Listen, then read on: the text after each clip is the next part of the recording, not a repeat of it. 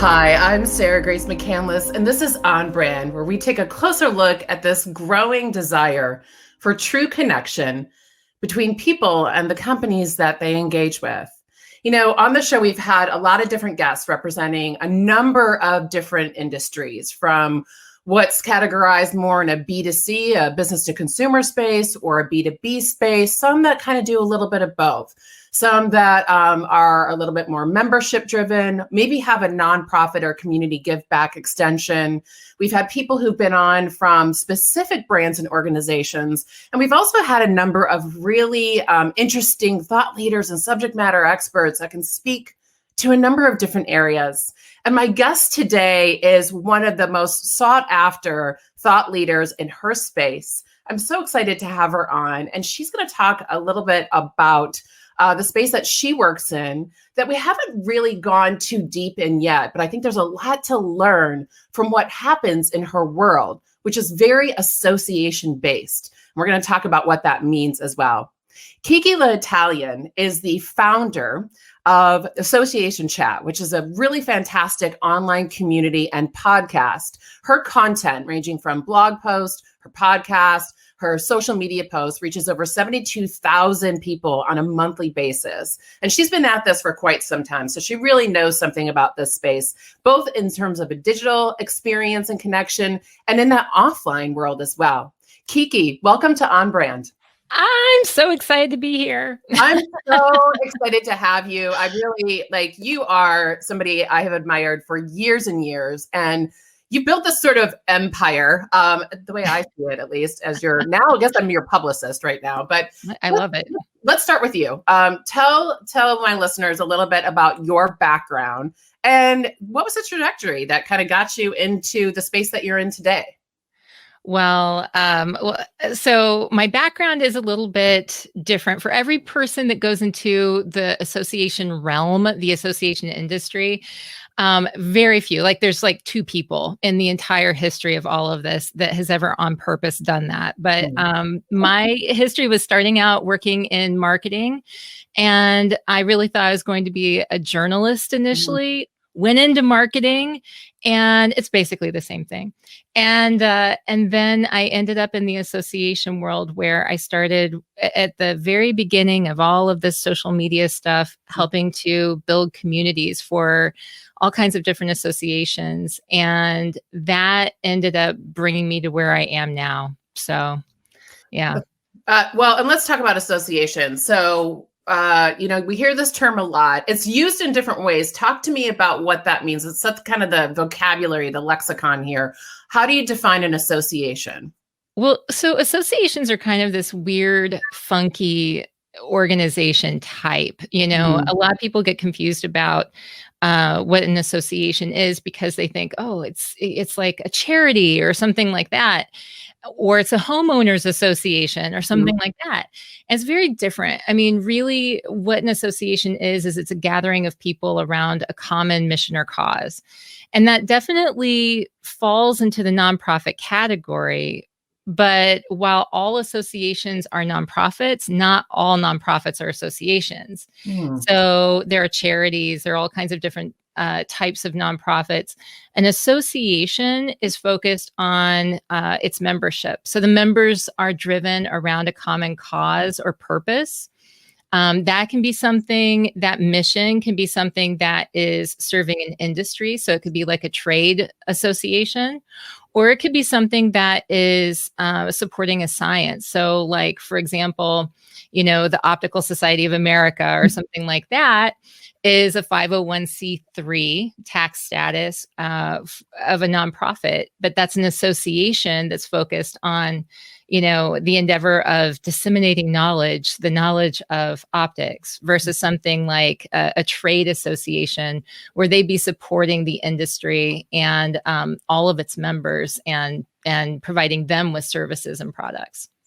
So with something like the Retail Industry Leaders Association, would that be more of an example of a trade association then? Yes. Yes, okay. Absolutely. Yeah. Okay. Yeah. And I'm thinking when I talk a little bit about that too, sort of, I mentioned at the onset of this conversation, the terms B2B and B2C, and I want to ask you a little bit more about that and how that matters or doesn't matter in this world. But first, I want to talk a little bit more about vocabulary again. So we've defined association, love the differentiation between that and nonprofit. You started to talk a little bit about some overlap there. Any other similarities or differences to keep in mind as we think through association versus nonprofit? Well, okay, so here's the magic of the association. So there's an association for everything. That's what we always like to say. And there really is, if you think about it, barbershop quartets. Yep, they've got an association. They really do. They really, really do. I love it. But the thing is that this is the organization of the association is built around membership. So in recent years, we've really started talking in all realms of business about what membership means, the membership economy and stuff. We can feel like we're members of all kinds of different things, for-profit and nonprofit, but the association is the OG of membership communities, right? I mean, these associations started out as guilds way back in history. And one of the first, de Tocqueville, when he came through the United States, one of the big things about America was that it had all of these guilds, these associations. So this has been a real differentiator for the United States and how things have progressed in society. And it's still the same thing today. Associations serve not just the members, but the reason that they get the tax breaks is because ostensibly they also serve society. So the big differentiator there is that while they're focused on, serving their membership first and foremost, as a result of that, this is helping industries do the best that they can and support workers and support sciences and support the betterment of society as a whole. And so the big reason why we want to have associations is because they're not profit driven. They're driven around this purpose, around this mission. And it is to receive that tax status, they have to be focused on not just the bottom line, they have to be focused on their mission. And that is such a key thing because,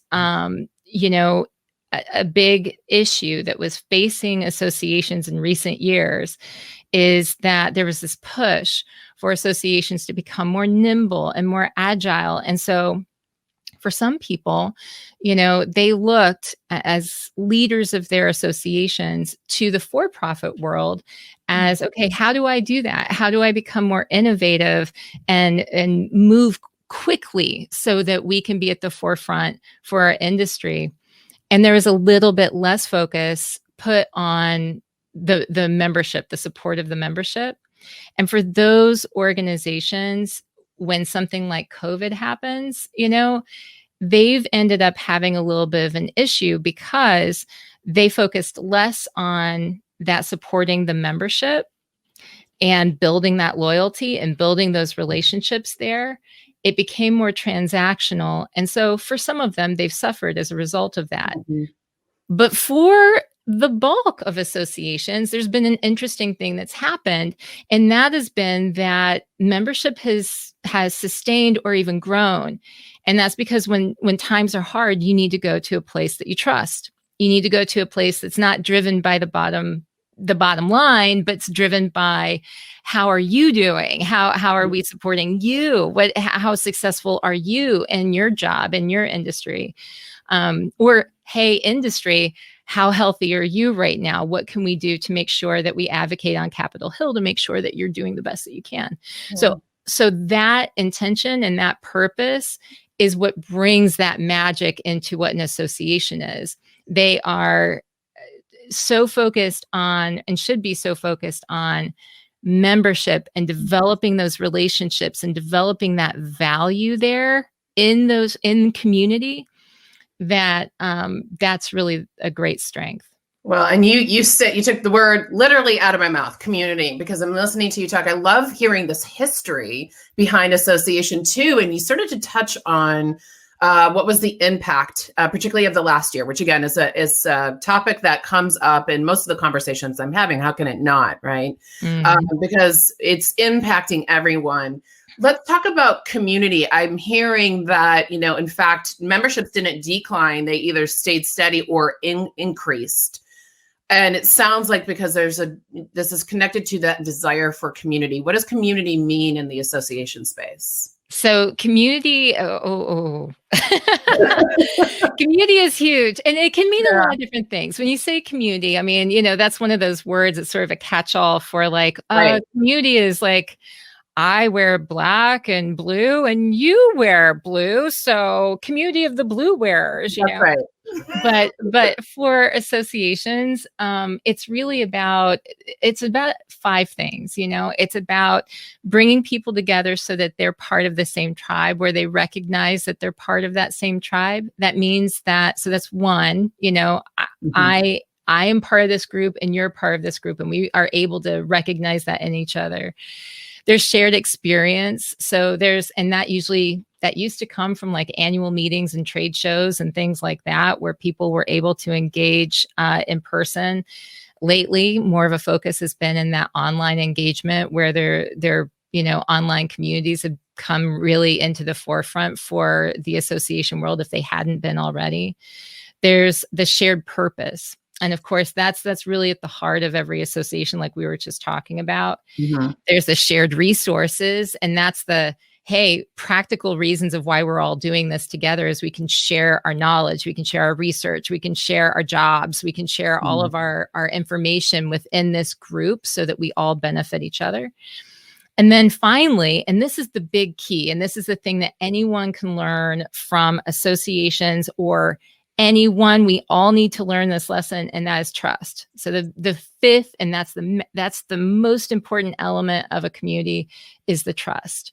And the reason, again, why associations are able to oftentimes have that when other types of organizations don't, is because there is this underlying understanding that they're not just there for the transaction. They're not just there for the bottom line. They're to make a buck. They're there because of a purpose, of a mission, and to support their membership.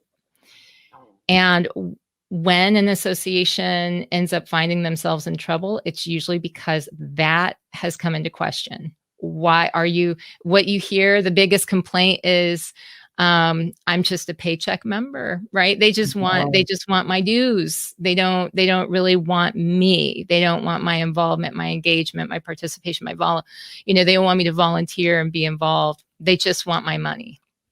And when it becomes a transaction, that's when it's over.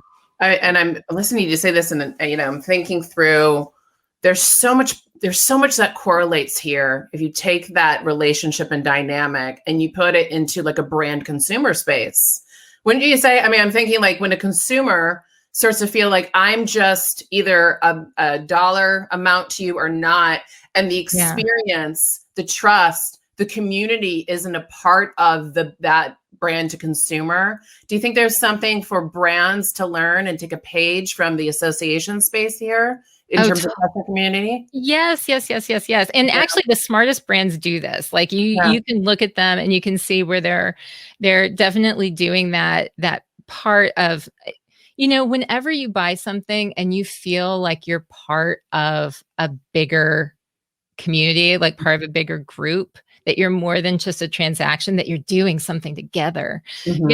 Like that is membership. That is something where you feel like you're part of something greater than yourself, and that you're getting something from it, but somebody else is too. And that feels good. That's beneficial for so many different reasons, but it's also, we could go into like the science behind like why we feel this way.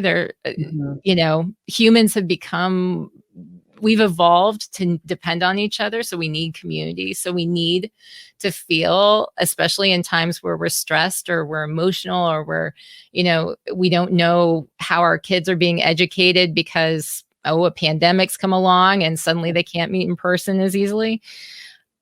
Whenever there are times of uncertainty, we make decisions differently and we begin to ask more questions. And this is something that I've been really focused on this past year, because that's when you take an element that's already incredibly important, like trust, and then you amplify that times 10. Because if ever you were going to ask questions, it's now, because there is uncertainty, because you aren't sure of what's going on around you. So you're going to ask more questions about why this organization is making the decisions it is, how they're communicating with you, what is it that they're saying that they're going to do, and are they actually doing it? And all of these things matter more in times of uncertainty. We pay so much more attention.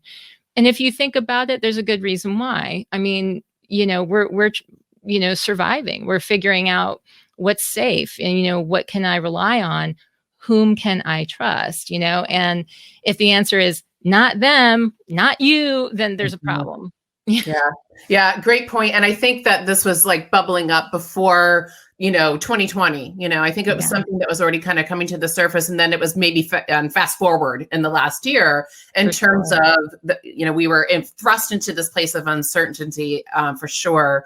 You talked about trust being really key. And I'm curious, do you think that trust should be a measurement? And do you think that most brands and companies are accounting for trust as a measurement today? So, there have been people, there have been organizations that have tried to measure trust and do try to keep track of trust. So there's like the trust index comes out every year, and that's something where, and it has updates to it along the way. How do we trust, media and tracks this all throughout the different countries and how that changes. How much do we trust our non-governmental organizations? How much do we trust our politicians? It is important to measure, but I think that actually what we need to do is rely less on these overall, what does this region feel about trusting your, businesses and things like that. And we need to individually start figuring out, where do we rate on trustworthiness? Because first of all, trust you can't buy. You can look at technology and you can buy a lot of different things. One could argue that that's what blockchain is all about. But we're not there yet, and so you can't just go out. I can't just go out and spend X amount of dollars and end up with trust, right? I don't have that. Think about some of the wealthiest people in the world and how much trust people have in them. Like, I promise you can't buy it. So like, how do we do this? How do we teach people or cultivate trust on purpose through our communications? That is something that is worth so much more time than any marketer is giving it right now. Because I think that if you were to look and measure, we spend so much time on worrying about our SEO. How are you optimizing for trust? If before you post that thing, before you send out that email, how are you optimizing for trust? And if you can look at this and you can say, I have purposefully built in trust, here is how I've done it, that's a good thing. But I think most of us don't think about that. And I'm kind of on a mission to actually change the way that works, because I think that individually, we have to think about this more. We have things that have entered into our vernacular that, like ghosting, right? That didn't exist 20 years ago. But suddenly there are stories. I personally know people who have had employees ghost them, where they just suddenly don't show up again, right? And I mean, like, this happens. So something is happening culturally where we have challenges to not just cultivating and maintaining trust, but we're sort of in this really weird place where it's like, okay, we need to reestablish what we're agreeing to do as humans, in normal relationships here. And I think that because there are things like ghosting, that we all know about, where somebody just disappears, or we're texting and suddenly we're not, or I emailed you and I have no idea what happened, but I know you exist because you posted on Twitter the other day. We have to figure out how we have to build trust on purpose back into our communications, because I am looking for proof that you're going to be another person that doesn't do what they say. And we're training each other that way. And so, I mean, not you and me. I'm saying culturally, right? You would never do that to me. No, we'll always be able to, I won't ever ghost you either, ever. I won't do that to you. I mean, we'll test. I'll see it. I know. You you brought that up.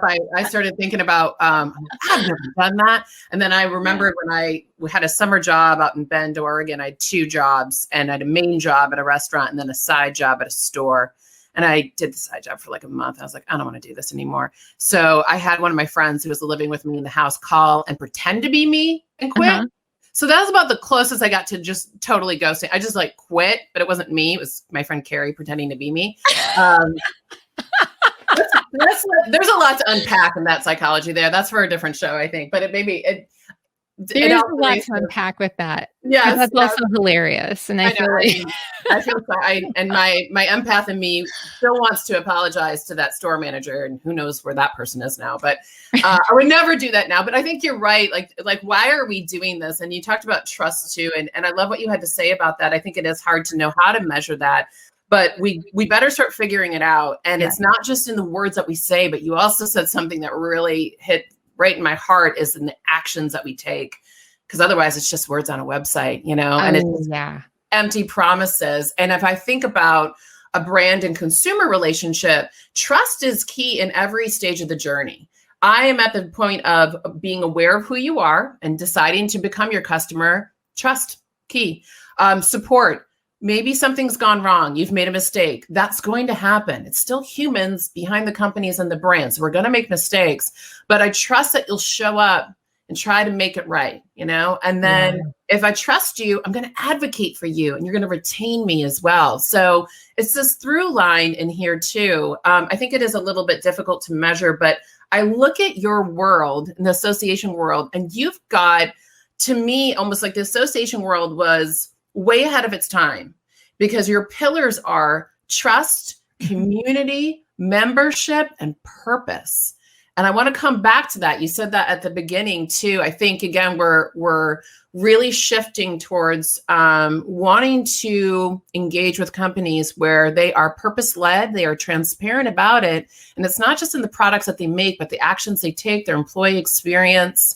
Are you seeing this? How does this play out in your space? And you work with so many different associations. Are there any nuances between the types of organizations and associations that you've worked with when it comes to purpose? There are definitely nuances. And I think that when associations are their strongest, they are constantly looking at their value proposition and how connected they are to that mission, that purpose, and communicating that. One of the things that I think can hurt an association that I've seen is when they get pulled away from, they get so caught up in the, being more like a for-profit, right? Where they're so focused on let's make a profitable service, a profitable product, let's make a profitable thing, and it becomes this line item that they're so focused on that they lose sight of, what was our original purpose, and do our members feel like we're actually supporting that?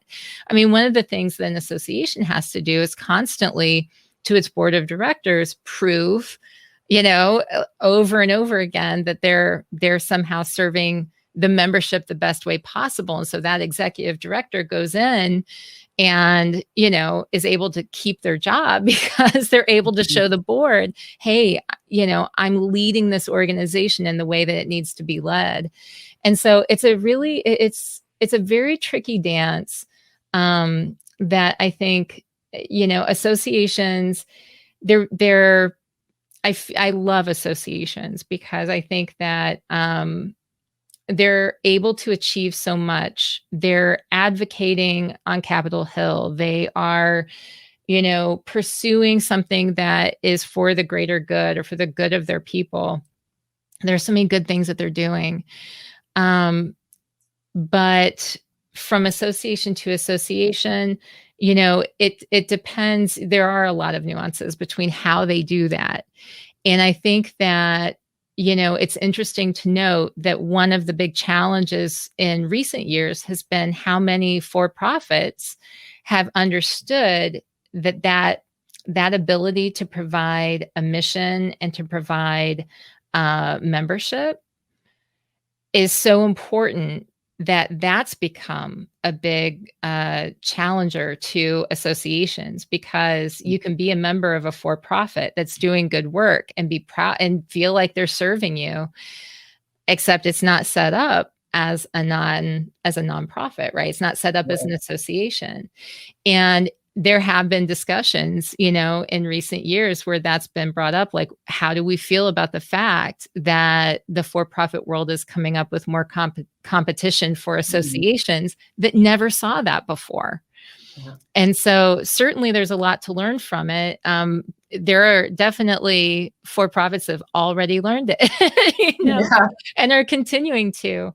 But I think that, you come back to how can you prove that trust? Because why is it that associations have had it all this time? And it's more than just because, they've got .org in their domain. Mm-hmm. It's because they are able to provide a deeper purpose, a deeper mission for why they're doing what they're doing, and that they're driven to do that, not just for, making a profit, specifically not to make a profit, but to do something that's serving this mission and serving its people. Right. The people who are around that mission. And so, it is challenging for associations to remember what their differentiator really is, and to hold on to that, because that is the greater value, while still being innovative, while still, growing and trying to be nimble and trying to move quickly in a world where so much is changing so fast. Is there a difference if I think about, and correct me if I don't have this right, but if I try to take sort of a B2C, B2B terminology and apply it in the association space. So I think, like I mentioned, the Retail Industry Leaders Association. Yeah. To me, that would be more of like a B2C, because the members of it are then directly interacting with a consumer, versus like the National Human Resources Association, where then their members are HR leaders within an organization. So it's about more of the employee experience. Mm-hmm. So if that's correct, is there a difference in what drives these organizations, or are there a lot of common denominators there? I mean, there's a lot of common denominators there, and we had a discussion before about how I feel about this whole B2C, B2B idea of communication, because ultimately it's human to human, like I'm not writing to a business or an organization, and that organization, this entity thing is responding to me and making a decision, right? It's a person that's representing that organization. So it's like, if I get too removed from thinking of, if I think about it as writing to a group versus writing to a human, I suck all the energy and value out of what I'm saying. Right. So I feel like I fail. I feel like I fail as a communicator.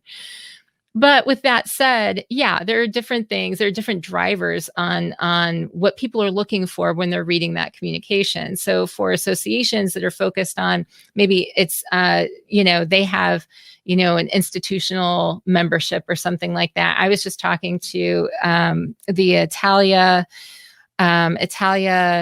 Convention Bureau based in Florence yesterday, and they're actually not like a visitors bureau or something like that, but they're an association comprised of organizations that support like different destinations and support tourism and all of that for Italy.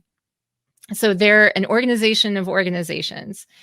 And when they're reaching out to their membership, what they're trying to communicate, yes, they're reaching out to these organizations, but it's the people representing them who are all trying to achieve something. Right now, it's like, oh my gosh, tourism's down. Like nobody wants to travel to COVID land, right? And everywhere's COVID land now. Right. So like, how do we make people feel safe? For them, the trust question becomes, how can we communicate to show that we're handling things, what we're doing? How do we show some of the digital options that we have? How do we make people feel safe to invest in future engagements with us in a time when things are uncertain? So like a lot of the questions that they have around the value of community and membership, for that particular association, what they're trying to communicate to their members at this moment is, we're here for you. We know it's hard. You're not getting the business that you normally get. You're not getting the customers that you usually get, but we're here for you to help you move your business forward, to connect you with the rest of the world so that they, so that they know that at least still in business, that we're still doing stuff. And, here's how we're going to help you with that. With the associations, if they had like an individually, what they might be doing is saying, hey, how do you upskill? How do you reskill? How do you do things to use, like, say, the tools that you have as someone who worked in the events industry or, worked in destinations, to then find something similar, something in a different industry even, that will help you. This is your community. This is where you come to for help. Mm-hmm. And what I was talking with them about is, they're creating this online digital space that is like a source of trusted information. And so this is what they call a digital piazza, because it's Italy and that's what they do there. It's their digital piazza, and they want to be able to support their members, which are their businesses. They're wanting to support them in a way where they're providing trusted information and chances to engage with other people outside of the industry who might be able to help build their business back up in different ways. So that community, that collaboration piece, again, becomes the value. It then becomes the thing that people are going to them for. That's a great example. And, it made me think of actually the very first interview I did for the shows with Laura Smith from Hertz. And she talked about trust. For them, they had to translate visually safety standards, right, in their cars. And it also made me think of my conversation with Michael Roy from Alaska Airlines, and very obviously same thing, where they had to, safety was very closely related with trust. So I love this example. Also, you're talking about Italy. It is my favorite country. And it's number one on my list when it's not COVID land anymore. And it's just Italy land again. Italy land. Well, I want to go to Italy land. I think we should figure out some sort of excuse for me to go with you in a very business sense. And we'll go meet with this association. We'll discuss community and trust and all of these things. We could we could come virtually live, everyone else. Yeah, we can do a little market research in the real piazza to make the digital piazza, because let's keep the digital piazza. Let's not get rid of it. Research I'm behind, Sarah. I'm totally behind this idea. It's a hard job, but you know what? Someone has to do it. So, just, gosh, I could talk to you for forever, but to kind of wrap things up, talk to me a little bit about some of the projects you're working on right now, as much as you can, if you have to kind of keep things under wraps because of confidentiality. But I'd love, and tell us about your podcast too. You've been at this for a long time before everyone rushed into this space. I think even more so, during COVID, but talk to me about that. So AssociationChat's my online community, and anyone who's interested in this really weird world that I just explained about associations, you can find out more at associationchat.com. But I have this podcast, and it's AssociationChat. It started out as a tweet chat with the most pornographic sounding hashtag ever, ass and chat. And I lean into it. Okay. I lean into it. We didn't change it just because the character limit expanded, leaning into it, ass and chat. But anyway, it moved into became a community over the years. And so it's been around for 12 years now. Yeah. So it's on its way to becoming a teenager. And, it's really, I'm really proud of it. That's been going on. And I've been interviewing some really great people, on the podcast, but then also, I test new things in this private community that I have. And all the time, people are just coming together and figuring out new ways to do like virtual meetings and doing their hybrid events. So that's been a big deal this past year. And then on my consulting front, I think one of the most exciting projects that I've been working on, and I can share this because, I've got permission to do it, but National Association of Gifted Children, I'm working on with them. They're building a new community, an online community that is to provide a place to collaborate for all of their members. And their members are researchers, parents, and educators. And so that's something that has been really meaningful for me because there are a lot of really, really good people that are involved in that. But, the history of, how do we know what's gifted? How do we know who's gifted? And how is all of that being determined? And how can we make that more equal for people who maybe English is a second language, or maybe they're from different cultures?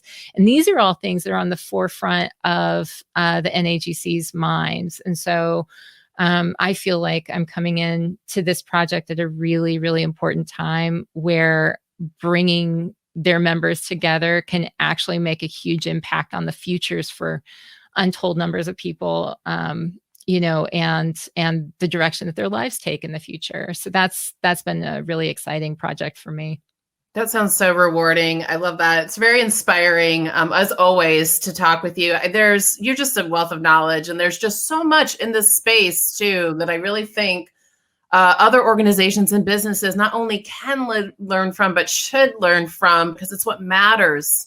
And hopefully one of the things coming out of this last year is maybe this pause has given us a gift in terms of prioritizing how we're approaching our work and our whole selves and our lives. So KiKi, thank you so much for your time and your expertise. Super excited to see you on your podcast and see what you do next, and just really appreciate your really valuable insights.